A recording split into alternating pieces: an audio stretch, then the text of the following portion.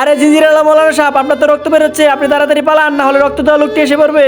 কি রক্ত দেওয়া ছেলে? আরে ভাগো এখান থেকে, রক্ত দেওয়া ছেলেটি এসে পড়েছে।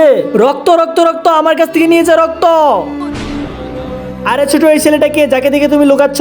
জিঞ্জির আলম মৌলানা সাহেব, এটি হলো রক্ত দেওয়া ছেলে, যে ব্যথা পায় তাকে সে রক্ত দেয়।